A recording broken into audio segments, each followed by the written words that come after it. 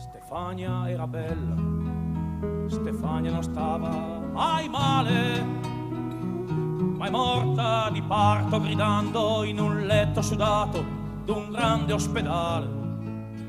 Una ragazza di 20 anni muore di parto in un letto di ospedale, ma a strofe alternate nella stessa canzone muore una città intera.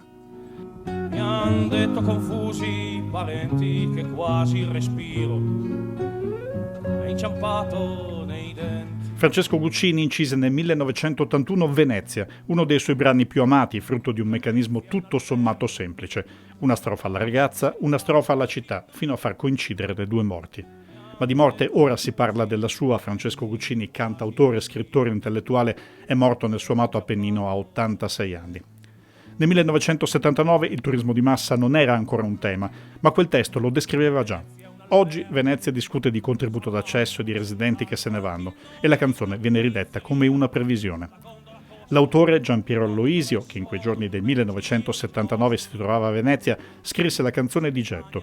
Guccini la riprese 2 anni dopo cambiando qualche parola. Fu la sua voce a renderla celebre. Venezia è anche un sogno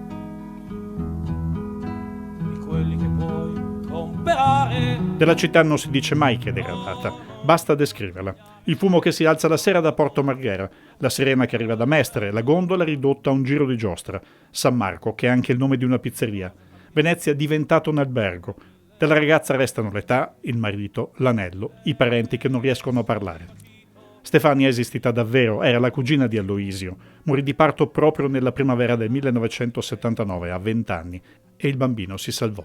Stefania d'estate giocava con me nelle vuote domeniche d'ozio.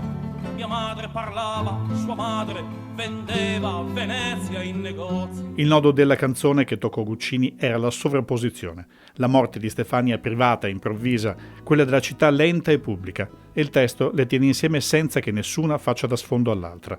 La stessa indifferenza che lascia morire di parto una ventenne, quando non doveva più accadere, lascia svuotare una città e venderla a chi passa. Venezia è anche un sogno.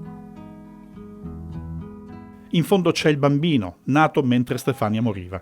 Da grande, dice il testo, venderà Venezia ai turisti. 45 anni dopo si può definire una previsione azzeccata. Stefania è un bambino, comprare o smerciare Venezia sarà il suo destino. Può darsi che un giorno saremo contenti di esserne solo lontani parenti.